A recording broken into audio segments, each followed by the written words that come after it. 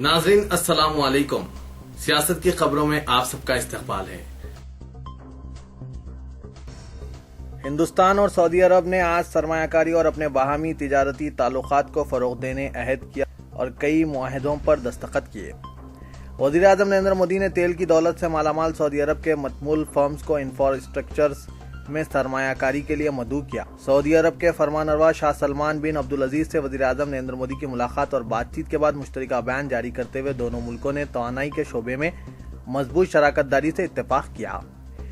دونوں ملکوں نے یہ فیصلہ کیا کہ وہ اپنے انسداد دہشت گردی تعاون معاہدے میں وسعت اور شدت پیدا کریں گے، جبکہ دونوں ملکوں نے تمام ممالک پر زور دیا کہ وہ اپنی سرزمین پر موجود دہشت گردی کے ٹھکانوں کو تباہ کر دیں۔ کسی دیگر ممالک کے خلاف دہشت گردی کے استعمال کو مسترد کر دیا۔ بظاہر یہ دونوں ممالک درپردہ پاکستان کا حوالہ دے رہے تھے۔ ہندوستان اور سعودی عرب کے درمیان 5 معاہدوں پر دستخط ہوئے ہیں۔ دہشت گردی کرنے والے اور دہشت گردی کی سرپرستی کرنے ممالک کو امداد دینے اور کسی قسم کی تائید کو برخاست کرنے کے لیے تمام ممالک پر بھی زور دیا گیا۔ قومی تحقیقاتی ایجنسی NIA کے مسلم عہدیدار کو آج 2 نامعلوم موٹر سائیکل سواروں نے صبح کی اولین ساعتوں میں گولی مار کر ہلاک کر دیا۔ وہ انڈین مجاہدین سے متعلق دہشت گردی کے کئی مقدمات کی تحقیقات میں مصروف تھے۔ وہ اتر پردیش کے ٹاؤن بجنور کے قریب شادی کی تقریب میں شرکت کر کے واپس ہو رہے تھے۔ اس حملے میں ان کی اہلیہ زخمی ہو گئی۔ حملہ آوروں نے محمد تنزیل احمد پر 24 اور ان کی اہلیہ فرزانہ کو 4 گولیاں ماری۔ ان کی 14 سالہ لڑکی اور 12 سالہ لڑکا کار کی عقبی نشست سے یہ اندھوناک واقعات دیکھ رہے تھے۔ پولیس نے بتایا کہ ویگنار کار میں یہ خاندان سفر کر رہا تھا کہ انہیں حملے کا نشانہ بنایا گیا۔ تاہم ان 2 بچوں کو کوئی زخم نہیں پہنچے۔ بتایا جاتا ہے کہ محمد تنزیل احمد ضلع بجنور کے ساہس پور گاؤں میں واقع اپنے گھر واپس ہو رہے تھے۔ انہوں نے اس ضلع میں واقع ایک قریبی گاؤں میں رشتہ دار کی شادی کی تقریب میں شرکت کی تھی، جو دہلی سے تقریباً 150 کلومیٹر دور واقع ہے۔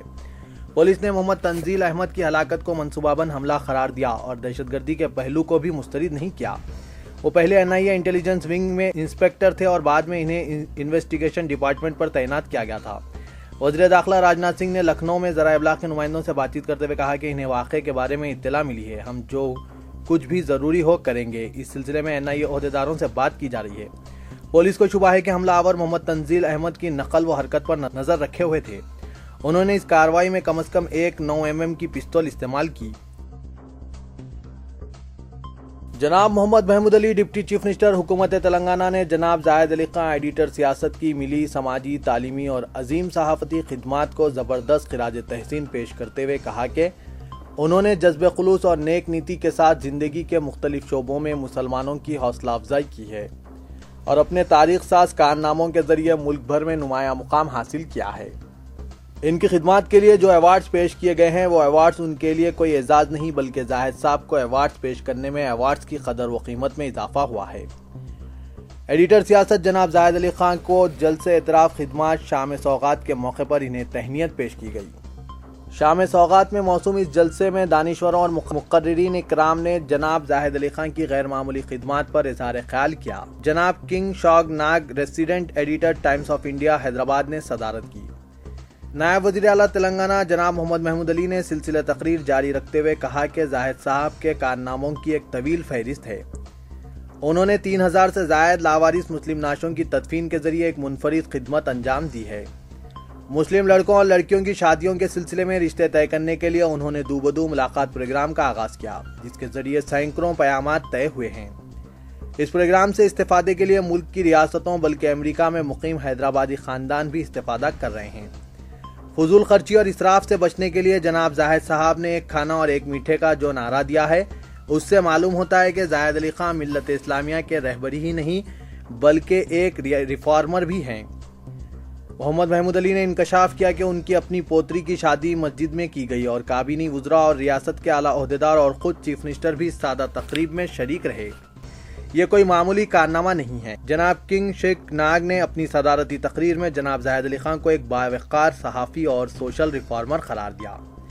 انہوں نے کہا کہ زاہد صاحب کی شخصیت میں اعتدال، توازن اور ملنساری جیسے اوصاف نمایاں ہیں۔ ان کی ملاقات 1991 سے ہے۔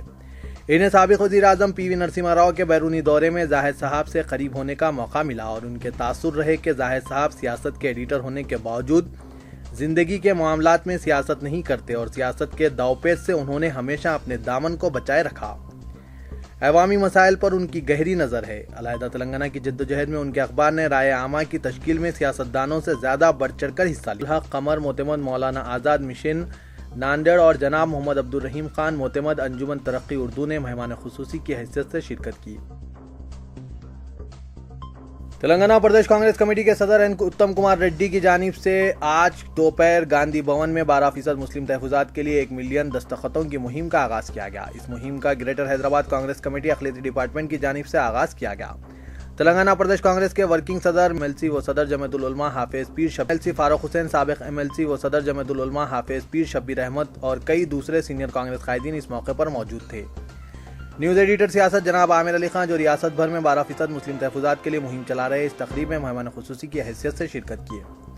گریٹر حیدرآباد کانگریس اقلیتی ڈپارٹمنٹ کے صدر شیخ عبداللہ سہیل نے بتایا کہ 12% مسلم تحفظات کے لیے مہم کا مقصد سماج کے مختلف طبقات سے 10 لاکھ دستخطوں کا حصول ہے، تاکہ TRS حکومت پر مسلمانوں کو 12% تحفظات فراہم کرنے کا وعدہ پورا کرنے کے لیے دباؤ ڈالا جا سکے۔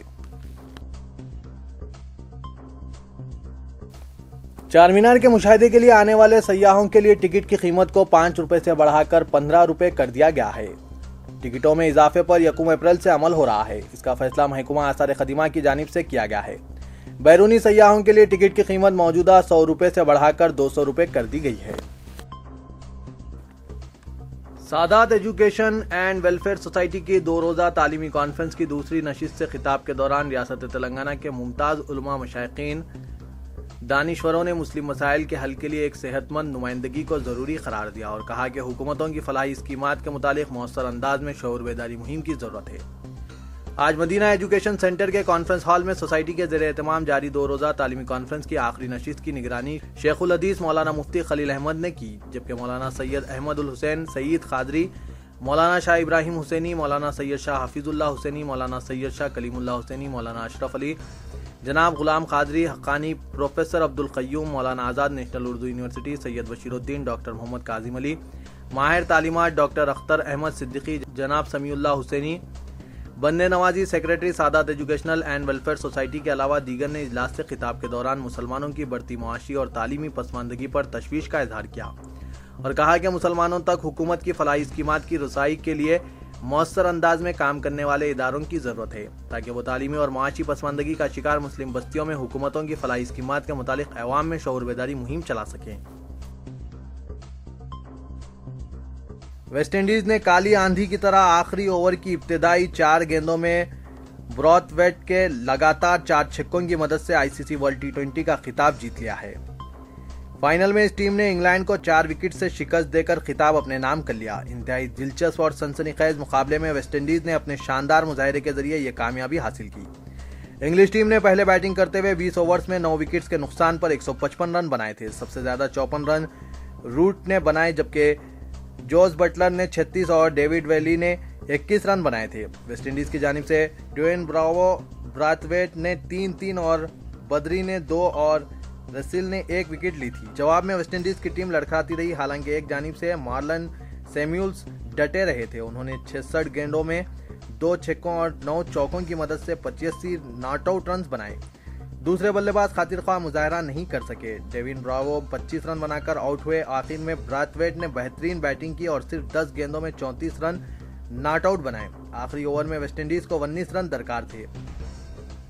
بین سٹوکس کے اوور کی ابتدائی 4 گیندوں میں لگاتار 4 چھکے لگاتے ہوئے براتھ نے اپنی ٹیم کو کامیابی دلائی اور یہ ٹیم ورلڈ T20 چیمپئن بن گئی۔ مارلن سیمیولز کو مین آف دی میچ اور ہندوستان کے سٹار بلے باز وراٹ کوہلی کو پلیئر آف دی سیریز قرار دیا گیا۔ واضح رہے کہ ویسٹ انڈیز کی خواتین ٹیم نے بھی T20 خطاب جیت لیا ہے۔ ICC ورلڈ T20 میں پاکستان کے ناقص مظاہرے پر مختلف گوشوں سے سخت تنقیدوں کا سامنا کرنے والے شاہد افریدی آج اپنی ٹیم کے کپتان سے سبکدوش ہو گئے، تاہم اس مختصر فارمیٹ میں کھیل جاری رکھیں گے۔ آفریدی کے زیر قیادت پاکستانی ٹیم ہندوستان میں کھیلے گئے ورلڈ T20 کے سیمی فائنل میں رسائی پانے سے محروم ہو گئی تھی۔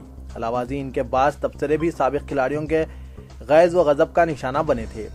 پاکستانی کرکٹ بورڈ PCB اور خود 36 سالہ آل راؤنڈر آفریدی نے پہلے ہی اشارہ دے دیا تھا کہ بحیثیت کپتان ان کا یہ آخری ورلڈ T20 ہوگا۔ آفریدی نے اپنے ٹویٹر اکاؤنٹ پر جاری کردہ پیام میں کہا کہ پاکستان اور ساری دنیا میں آج میں اپنے مداحوں کو مطلع کرنا چاہتا ہوں کہ پاکستانی ٹی20 ٹیم جس کی کپتان سے میں اپنی مرضی کے مطابق سبکدوش ہو رہا ہوں۔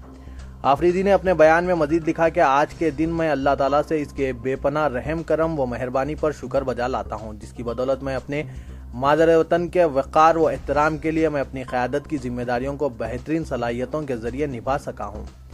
کھیل کے تینوں فارمیٹس میں اپنے ملک کی قیادت کرنا میرے لیے ایک عظیم اعزاز ہے۔ تاہم آفریدی نے اضافہ کیا کہ بحیثیت ایک کھلاڑی ٹیموں میں شمولیت کے لیے وہ دستیاب رہیں گے۔ تو یہ تھا آج کا خبرنامہ، دیجیے اجازت، اللہ حافظ۔